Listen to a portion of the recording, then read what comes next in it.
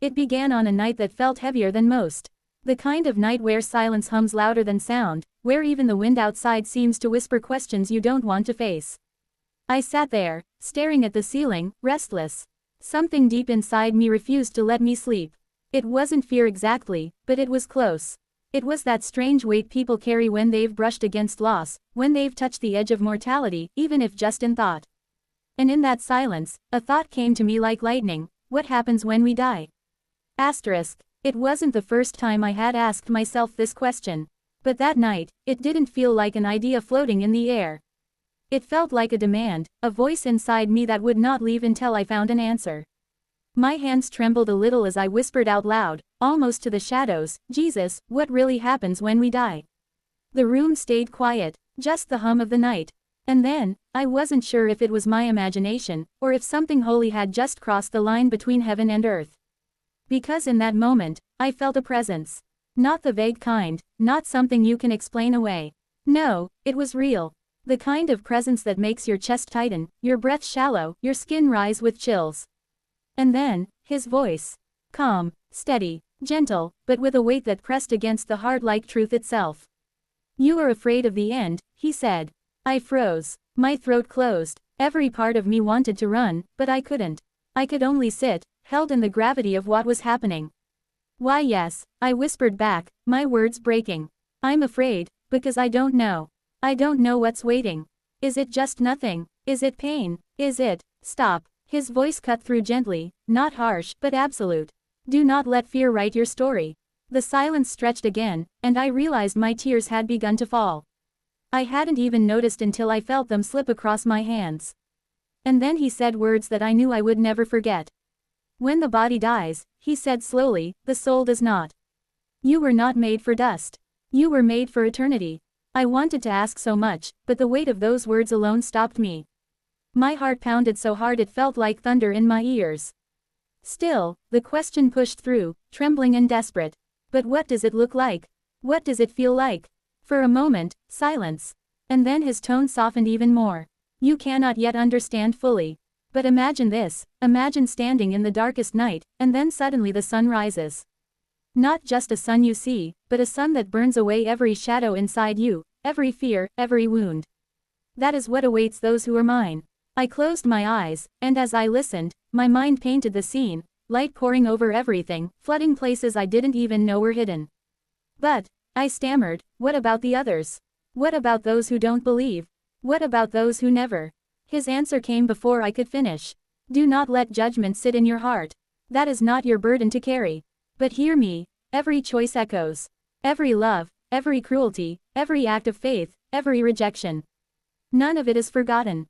The words cut through me. They weren't heavy with condemnation, but they burned with truth. I asked quietly, "So, death is not the end?" "No," he said firmly. "It is not an ending. It is a doorway." The room seemed to shift then, as if the air itself was bending under the weight of his words. I wanted to cling to that hope, but still, the fear lingered. "But Jesus," I whispered, "why does it feel so terrifying? If it's a doorway, why do we fear it so much?" This time, his reply carried a note of sorrow. "Because you were never meant to know death. It entered the story because of brokenness, because of choices that turned life away from me. Fear is the scar left behind. But scars do not get the final word." Something in me cracked open then. I wept, not just because of death, but because of life. Because in his voice, in his words, there was something deeper than answers. There was love. I whispered again, almost childlike, "Will you be there when it's my time?" His answer came with no hesitation, no doubt. "Yes. You will not cross alone." And the moment he said it, the fear that had been tightening around my chest like iron loosened. Not gone completely, not erased, but shifted, because now I knew, I wouldn't face it alone. The night outside was still dark. The silence still hung in the room. But inside me, something had changed. I didn't have all the answers. I didn't have a clear map of eternity. But I had a voice that had spoken into my fear. A voice that told me I was made for more. And even in that moment, even in the uncertainty of life and death, I felt the beginnings of peace. The kind of peace that doesn't erase fear, but holds it in something bigger. The kind of peace that whispers, "The story isn't over." Asterisk. And in that stillness, I realized, this was just the beginning. The room fell silent after Jonathan's words. The kind of silence that carried weight. No one dared move. Every breath felt heavy. Jonathan sat there, his hands trembling slightly, eyes fixed on the floor as though he was afraid of what might surface next. But deep inside, he knew he had to ask. He had to continue. What happens when we die? His voice cracked, almost breaking. The question hung in the air like thunder that never struck. People shifted uneasily. The lights above flickered, almost as though the universe itself was holding its breath. A soft, steady calm filled the space. And then, the reply. You are asking not with your mouth, but with your soul. The voice was not loud. It was not booming. It was something else. It was near, too near, as if the words bypassed the air and landed directly inside the chest. Jonathan's eyes widened. He could barely whisper, Jesus. And the answer came without hesitation. When the body falls away, the soul does not disappear. It remembers. It carries. Every act of love, every wound, every choice, nothing is lost. Death is not an end. It is a doorway. Jonathan's heartbeat roared in his ears. His palms grew damp. Doorway. The word echoed like a secret he was never meant to hear. But what's on the other side? He whispered again. His voice cracked with fear, almost childlike. The silence lasted longer this time. Almost unbearable. And then, light. Jonathan shook his head. Light, yes. A light that does not blind. A light that heals. A light that knows you more than you have ever known yourself. Tears welled in Jonathan's eyes. A trembling smile fought through his fear. But another thought broke through. And what of those who've hurt others? Those who've chosen darkness? What happens to them? The reply came slower this time. Measured. They are shown the truth of themselves. Every action, every wound they gave, every cry they ignored. Nothing is hidden. But even then, love does not abandon them. The fire is not mine to send. The fire is what burns inside when love is rejected. Jonathan's breath caught. The weight of those words pressed into him. People around him leaned forward, as if the world itself needed to know. One woman whispered in the crowd, trembling. Then, hell is real. The voice returned, softer now. Hell is not a place I created. It is what a soul becomes when it refuses love. It is isolation. It is the absence of light by one's own choosing. Yet even there, I do not stop knocking. Jonathan's hands clenched tight. His knuckles white. Every word pierced him deeper than the last. He whispered, barely audible. And heaven. The air thickened. People swore they felt warmth brush across their skin. And the voice seemed to smile. Heaven is not distant. It is not above the clouds. It is with me, where every tear is gathered. Where every wound is healed. Where love is whole and nothing is missing. A sob broke in the crowd. Someone dropped to their knees, clutching their chest as though the words had split something open inside them. Jonathan sat frozen, his body trembling, his eyes glazed with tears. But deep down, one question remained. The question no one wanted to ask. And what about me? The silence hit harder than before. Everyone could feel it. The world itself seemed to pause. Finally, the reply. You, Jonathan, have carried the weight of asking questions few dare to voice. You fear death, not because you fear losing yourself, but because you fear not mattering. Listen to me, you matter. You are not forgotten. You are not replaceable. You are loved beyond measure. The words struck him like a thunderbolt of mercy. His shoulders shook. Tears rolled freely now, unrestrained. The crowd was no longer simply watching. They were weeping too, every face wet with tears, every heart breaking open in the presence of something greater than themselves. Jonathan lifted his eyes, voice weak, trembling. Then what do I do now? And the voice, gentle, yet unshakable, replied. Live as though every soul you meet carries eternity. Live as though love is the only thing that lasts. Because it is. The lights flickered once more. And then, silence. Jonathan's chest heaved. He collapsed back in his chair, head in his hands, sobbing. But they were not tears of fear anymore. They were tears of truth. The room was silent, the kind of silence that pressed against the chest, making every breath feel heavy. Jonathan sat frozen, his hands gripping the edge of the chair as if the earth beneath him might give way. And then, like a whisper carried through the marrow of his bones, came the voice. Do not be afraid. The words weren't heard with the ears. They were felt, like thunder disguised as stillness. Jonathan's lips parted, his throat was dry, but the words escaped anyway. Jesus, is it really you? The air thickened. A warmth, indescribable, filled the space. And though Jonathan could not see a form, he knew. With every fiber of his being, he knew. Yes, Jonathan, it is I. Tears blurred his vision. He clutched his chest, overwhelmed by the weight of presence, by the love that seemed to saturate the air like a flood. I don't understand. Why me? Why now? The voice resonated deeper. Because you asked. You asked what happens when life gives way to death. You asked with a heart that truly wanted to know. And I answer those who ask with honesty. Jonathan's voice cracked as he spoke again. Then tell me, please. What happens? What do we see? What do we feel when this life ends? For a moment, the silence returned, but it wasn't empty.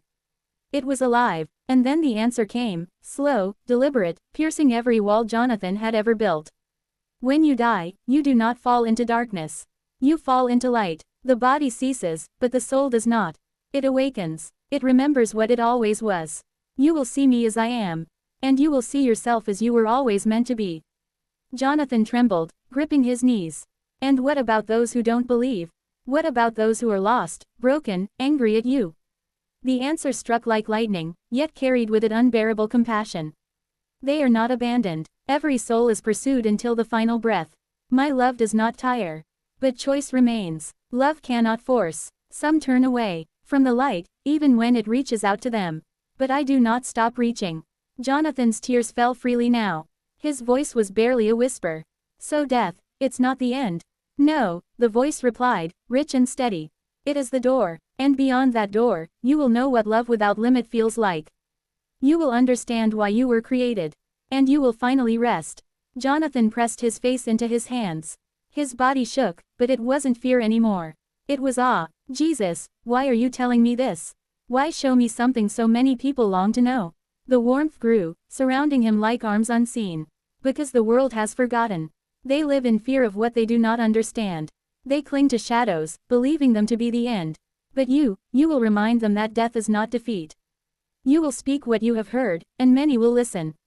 Some will mock you, some will turn away, but some will awaken. Jonathan raised his head, his face streaked with tears. I'm not strong enough. I'm just an actor. I don't deserve this. The voice broke through the trembling doubt with absolute gentleness. No one deserves it. That is why it is called grace. Do not measure your worth by the world's eyes, Jonathan. I chose you not because you are perfect, but because you are willing. Jonathan's chest heaved, his fists clenched, not in anger, but in the weight of surrender. Then tell me what to do. Show me how. The stillness deepened, the warmth pressed closer, live as if the next breath were not promised. Speak with love. Let them see me in the way you carry the broken, the forgotten, the lost. Remind them. Death is not a thief to be feared. It is a threshold to be embraced with hope. Tell them that I wait. Tell them I am real. Jonathan's body shook again, but this time it was from a fire rising inside him, a conviction burning hotter than any fear. I will. I promise you, I will. And then, as quickly as it came, the presence began to fade. The warmth lifted, leaving only the memory of a love too vast for words. Jonathan fell to his knees, the echo of the voice still carved into his soul. I asked you, and you answered. I will not stay silent. The silence of the room was no longer heavy. It was holy. Jonathan Roumie had just been given an answer the world had been asking since the beginning of time. And nothing, absolutely nothing, would ever be the same. The silence lingered after Jonathan's final words. No one in the room wanted to move. It felt like they were standing at the edge of something eternal.